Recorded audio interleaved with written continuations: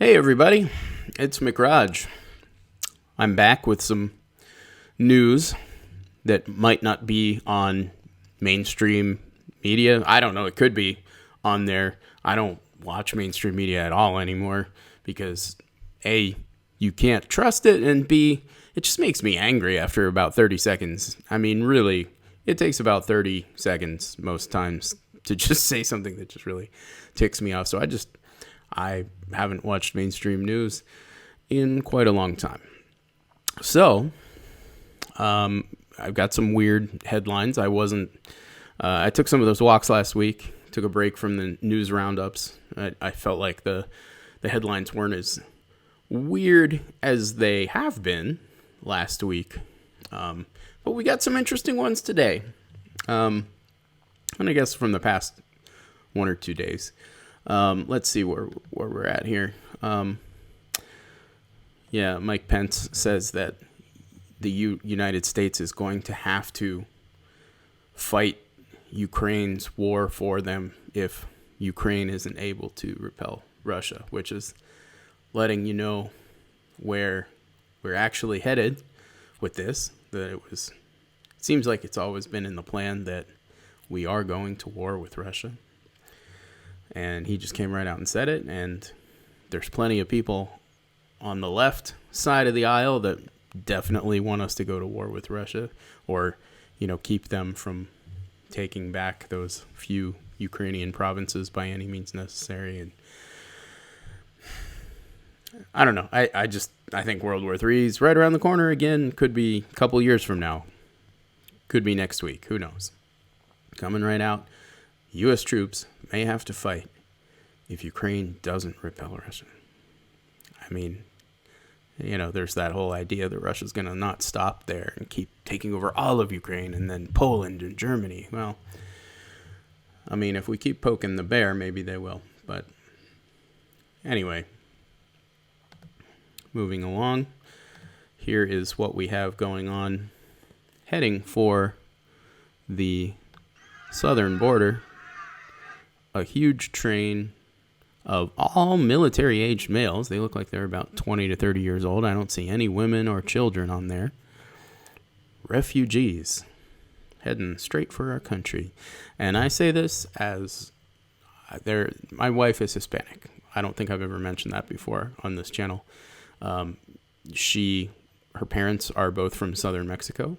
They're both law-abiding citizens. They pay their taxes. They've never committed crimes. My wife has always been an upstanding citizen, and both she and her parents are all in favor of Trump's version of the wall. Basically, we just need to regulate who is coming into our country, because a lot of these people, whether you like it or not, many of them are criminals. Are some of them actual honest people who want to live and work here and contribute to society? Sure, some of them are, but a lot of them aren't. And I've had Mexican Americans who are federal agents tell me that there are people working with the cartels coming across the border. There are people trafficking children. And this open border policy is ridiculous. I'm sorry, I don't care how balanced you think you are, or whether you think we're doing this for humanitarian reasons. This is just insanity to let millions and millions of undocumented people walk across our border. This is an invasion force. Again, my wife is Hispanic. You can call me racist all day long if you're a lefty and you think it's racist to want to know who is coming into your country. They do it with every other people who want to come here from Europe or even Canada. They have to jump through all kinds of hoops. The people from Mexico who want to come legally have to jump through hoops. My father-in-law has been trying to get his sister to come here legally for decades, and they just keep throwing red tape at him, and they're encouraging people to come illegally, and it just makes you wonder why they're doing that. Something's going down, folks. This is not going to just end quietly. If you look at all the chaos going on in New York and other sanctuary cities, it's getting bad. We can't take care of our own, let alone millions and millions of people coming from third world countries. And most of these people, just FYI, most of them are not Mexican. I see a lot of, like, especially conservatives and conspiracy people saying, oh, all these Mexicans coming over. They're not Mexicans. They're Central Americans. And yes, there is a difference. They have different cultures. Not saying people from Central America are bad. Not all of them are. But some of them are. And some of the bad ones are coming here. That's all I'm saying. And on that note, I guess I should say, in case there is any kind of censorship issues or content issues with the things that I'm saying, I'm not going to put music on these anymore, at least for a while. I'm going to try it without music because I also want to upload these to Rumble, and the only sort of like copyright issue that I might encounter involves the music that comes from YouTube's audio library. I'm not really 100% sure. So if anybody watching actually knows about that, you can comment down below and let me know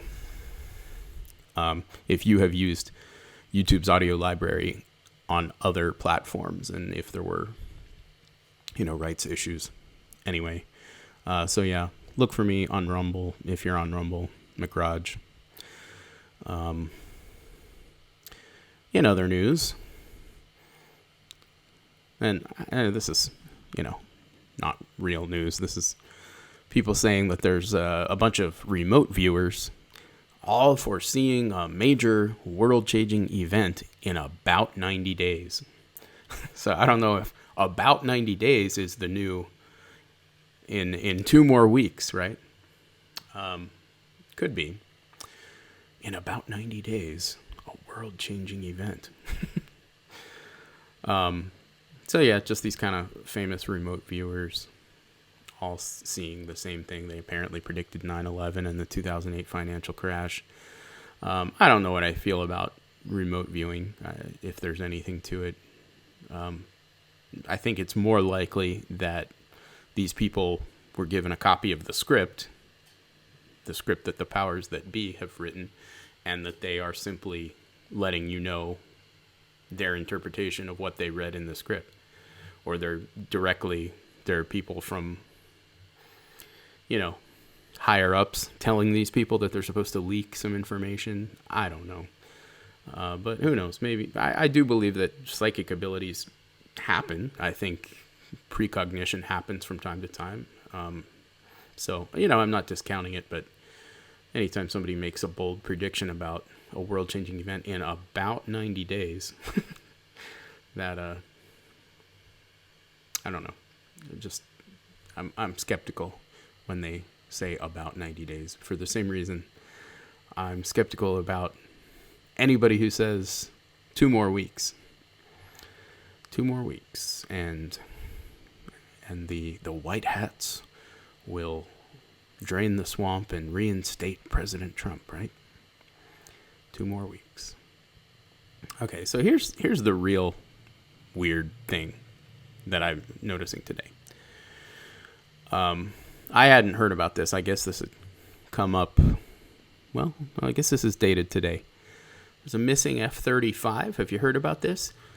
It was flying in a zombie state. What that means, I don't know. And the pilot had to eject over Charleston, South Carolina.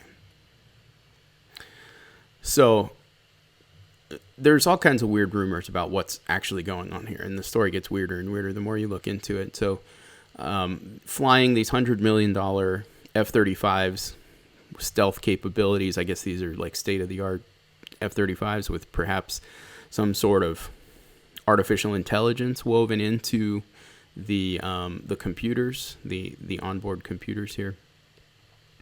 They have pictures of it flying all around near the Marine Corps Air Station in Beaufort, South Carolina.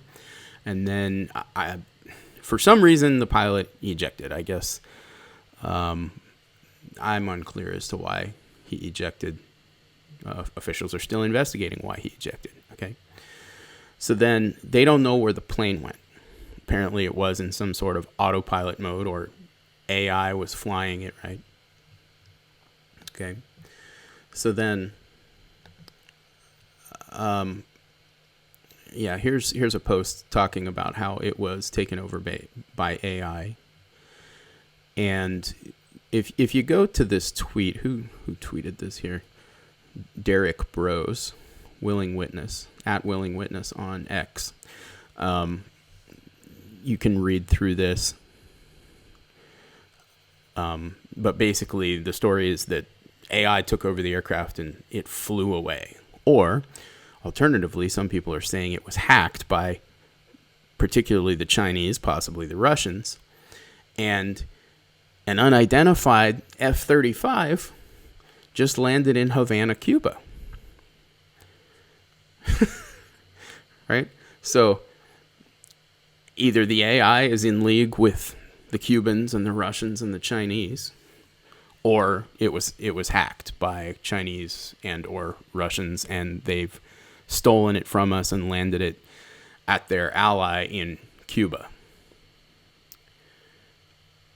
So, interesting headlines.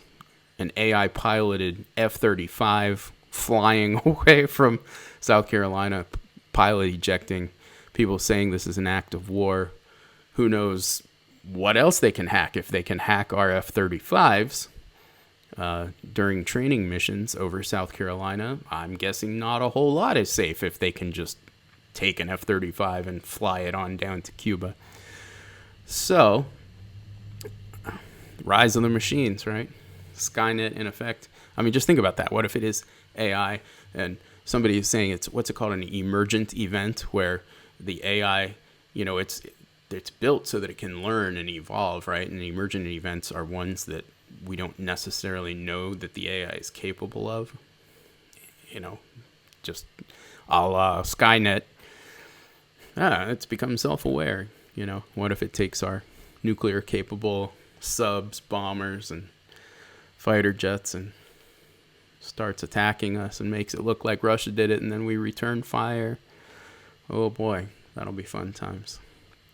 So, and part of me thinks all of this is just made up. This just sounds like science fiction. I think they have this team of like psychopaths writing the most ridiculous headlines, knowing that the alternative media crowd, the conspiracy theorist crowd, are just going to eat it up and take it as the gospel truth just because it's not on CNN.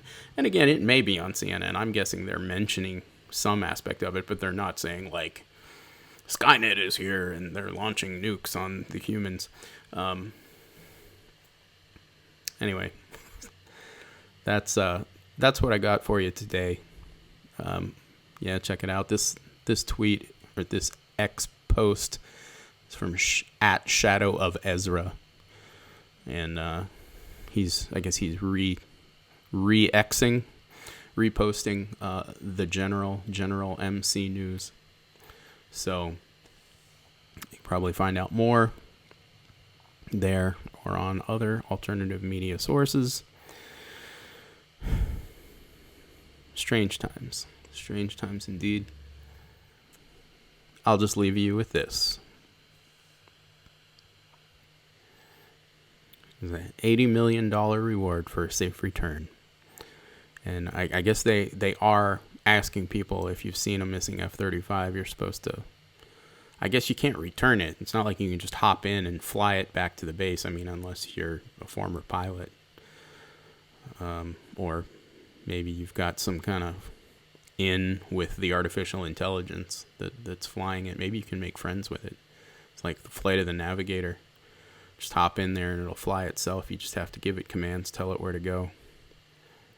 Anyway, if it's in Cuba for real, I'm sure we will be hearing more and more about this over the coming days and weeks.